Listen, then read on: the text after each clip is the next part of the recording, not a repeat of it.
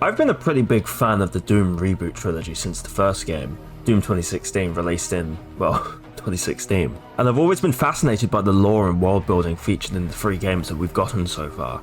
I've always wanted to dabble in creating videos that focus on the artistic aspects of games and media, so what better way to approach doing that by covering one of my favourite games?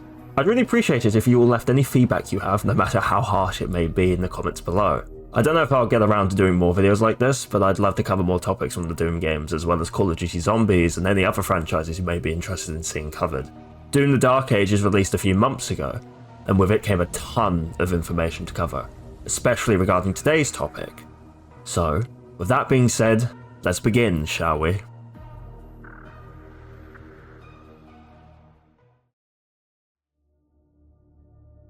The Doom universe is extensive, spanning different worlds that run deep with pages and pages worth of history and knowledge. In the series, we see humanity's everlasting war against the legions of hell unfold across the stars. Humanity's history is complicated and layered, with evidence of cross-world colonization in ancient times showcasing our aptitude to explore and conquer. Or so it would seem.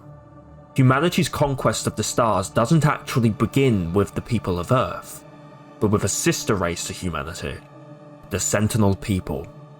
Today's video won't directly cover the entire deeply rooted history of Argent du Nord, the world of the Sentinels, but instead will explore the origins of the Argentine people, their birth givers, the entities from beyond even their world that sowed the seeds of life in the earthly realm. With their call came life eternal. This is the story of the elemental Wraiths.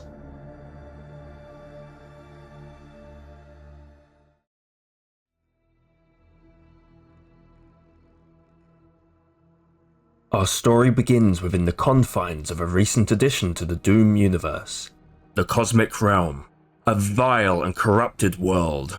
Taking heavy inspiration from Lovecraftian mythos, the Cosmic Realm is characterized by its twisted tentacles, towering monoliths, and cyclopean iconography.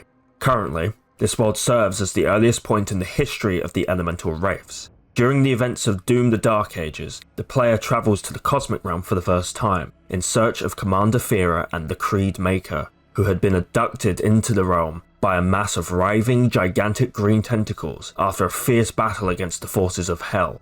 With the aid of his pet mecha dragon, Surat, the Slayer battles the demons of Hell at the Spire of Neraful, a colossal prison constructed in collaboration by the Sentinels and Wraiths. This prison was hidden from the world, under the northern sea of Estvovia. Within this crypt awaited a caged creature, a cosmic horror beyond anything seen before, a creature that rivaled even the titan serfs of Hell in size. This, of course, was the Old One, or at least one of possibly many Old Ones. This cosmic titan, worshipped as a god by Ulsamir the Witch, takes to the skies with its rotten wings, the Slayer using its escape as an opportunity to traverse the dimensional veil into new and uncharted territory.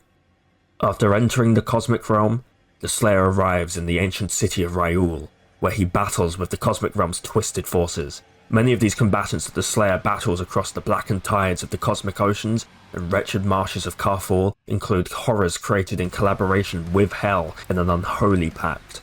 The Cacodemon hybrids and other twisted creatures drift through the sickly green skies of the Cosmic Realm, while the Cosmic Baron unleashes a flurry of psionic attacks against the Slayer, truly an unrelenting force of chaos. In this realm, the Slayer obtains the Dread Mace, a hulking, heavy-hitting melee weapon that distorts the mind with its dense and roiling energy. This weapon originates from the Cosmic Realm, along with the previously obtained Reaver Chainshot and the Ballistic Force Crossbow, created by ancient beings known as the Astral Forge Kings, gifted to the Sentinels long ago. In his search for Fearer and the Creed Maker, the Slayer battles his way towards the Temple of Lomareth, which serves as a vast graveyard for lost vessels, naval ships of the Sentinel fleet that had sailed astray, leading to their disappearance into the cosmic void, forever lost to the depths of the ocean. Travelling to the base of the monolithic structure, the graveyard moniker begins to make a lot more sense, as scattered around the environment are the bodies of fallen Wraiths. We currently aren't aware of how and why these Wraiths passed away, but there are many possibilities. Perhaps they were betrayed by their own kin, pitted against each other in a battle for wealth or reputation. Or maybe their goals differed from the Elder Lords of the Cosmic Realm. No matter their reasonings, we know for certain of the events to come.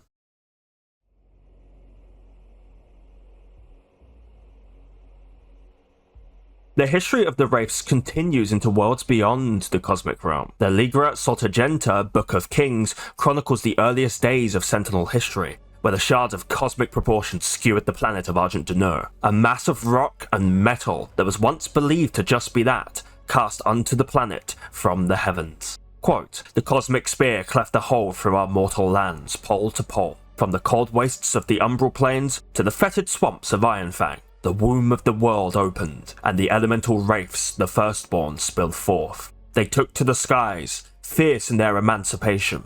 In their exaltation, they brought vitality to the land, and all that felt their breath were awakened from eternal slumber. Fierce beasts and an unforgiving biosphere rose in the passing of their shadow as the wraith call echoed across Argent D'Nur. These texts describe the ancestrals, humongous, world-walking creatures that waged constant war of each other for years untold, being the first creatures to be born from the Wraith Call. In time, the Argenta would be birthed, rising from the steppes. They would learn to understand the crafts of war and magic as they drove the ancestral warlords back to their bleak valleys, with their total extermination following sometime later into the history of Argent D'Nur. Humanity on this planet would learn to till the fertile land and build until their quaint villages became towering cities. King Ormero the Father would be crowned, the earliest Sentinel monarch to rule, with the Order of the Dague and the Church following soon after. Their resolve and loyalty to the Wraiths was absolute, at least for a time. At some point in history, the Wraiths would cultivate further bonds with Sentinel royalty, which will be discussed shortly. However, even amongst the warring tribes of this realm, a great divide would soon rear itself. Porcelain beings from beyond the service of Argent D'Nur would arrive, bringing gifts of power and knowledge to the Argenta. They were the Makers, angelic and divine beings that sought to bond the swords of Sentinels across the globe, bringing order to the planet. There is a lot of deep history between the Sentinels and Makers that I won't be covering for time's sake, but to remain relevant to the Wraiths, I will mention that whispers of corruption came to the highest of the Makers, the Khan Maker and her personal seraphim, Sammer Maker.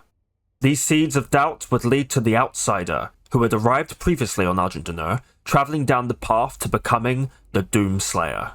Returning to the Cosmic Realm briefly, after the Slayer is consumed by the Old One, which he subsequently deals with, we learn that Fira, daughter of the Sentinel King Novik, had hidden within her the ghostly spirit of what was believed to be one of the last remaining Wraiths.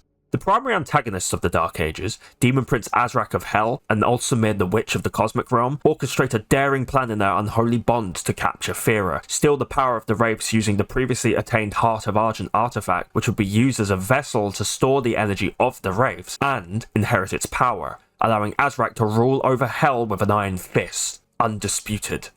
While being held captive in the Cosmic Realm, the Slayer, who was still under the tether of the Creed Maker, tears said tether from his suit, detonating the bomb hidden within him by the Makers as a last-ditch effort to stop their superweapon from becoming free. As his heartbeat draws to a close, we see him plummet into the acidic depths below, before awakening in the 9th layer of Hell. After the undead Slayer storms his way out of Hell, he is resurrected by the Sentinel forces, as a legion of Titans amassed by Azrak rumbled the earth and stormed towards the Sentinel Keep. A resurrected and cybernetically augmented Old One assaults the Slayer in the Royal Atlan, commandeered from King Novik. The Slayer finishes off Ulsamir's god for good, before fighting Azrak, enhanced and mutated into a wretched form that vaguely resembled an elemental wraith. At the climax of the game, the Sentinel army would march on Hell, storming Azrak's fortress in a bid to conclude this conflict. The Slayer would be successful in ending Azrak and Ulsamir for good, but not before losing his dear friend Surat to a fatal wound, who had charged Azrak in the defense of their master. I miss you, buddy. I really miss you. So, where does this leave us? In Doom 2016 and Doom Eternal's DLC, we do learn a bit more about the Wraiths, with the Ancient Gods Part 2's mission The World Spear serving as the connecting piece between the origins of the Wraiths and their arrival on the Sentinel homeworld.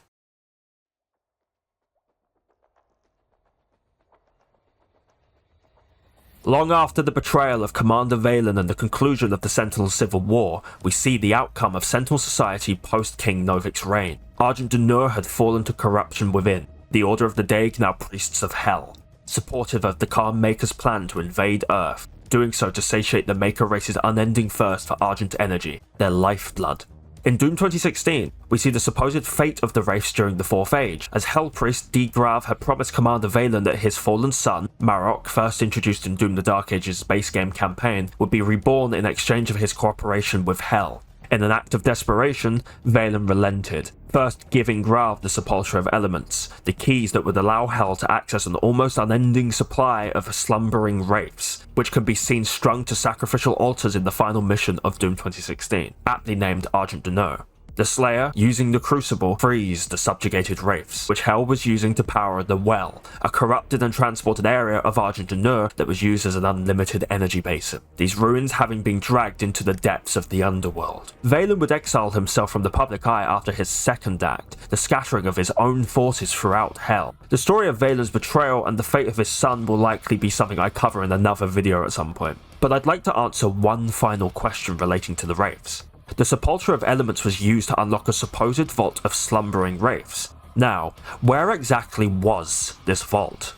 To put it simply, the Cosmic Spear itself was the vault. The shard that skewered Argent D'Nur did not give life to the wraiths, but instead, they had awoken from their slumber.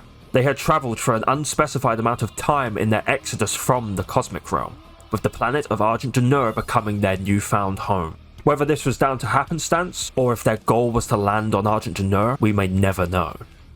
During the Ancient Gods Part 2, we travel to and enter the World Spear, gaining access to the shard for an ancient crossing hidden within the tallest of mountains on the planet, guarded by giant sentinel war spirits. What the Slayer finds within the shard are thousands upon thousands of chambers, each occupied by one of our titular wraiths.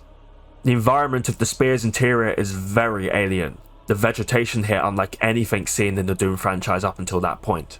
But having now visited the Cosmic Realm for ourselves, the Cyclopean iconography of the towering temple seems all too familiar.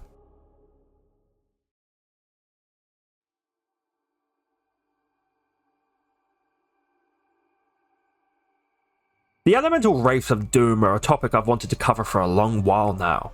Their history is rich, even more so with the release of the Dark Ages. Despite how much we do and don't know, I think there is still a lot more we'll end up discovering about the Wraiths. And with a DLC on the way for the Dark Ages, our time with the Wraiths may only just be beginning.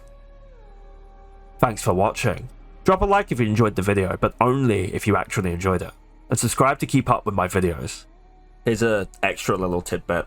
Making this video, I recorded everything and I produced this video alongside the next video that will be going up on my channel about the vermin from Call of Duty Zombies. I've kind of realized that, at least at the moment, I had a lot more fun making the zombies video. And I think that could be because it's a lot more relaxed compared to this, which is a more serious, proper lore read. But there will be more of these more kind of down to very kind of focused videos. But I like my rambly stuff too. So I think there is going to be a lot more of that going forward, as opposed to something like this that's a lot more focused and serious and scripted. I think my niche is probably going to be more focused on enemies in games. That's what I'm primarily interested in. I like my creatures and stuff. I love the Wraiths. They're really cool. They're really interesting.